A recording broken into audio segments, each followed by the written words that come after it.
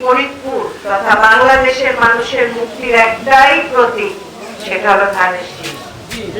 এছাড়া আর কেউ এই বাংলাদেশের মানুষের জন্য চিন্তা করে না।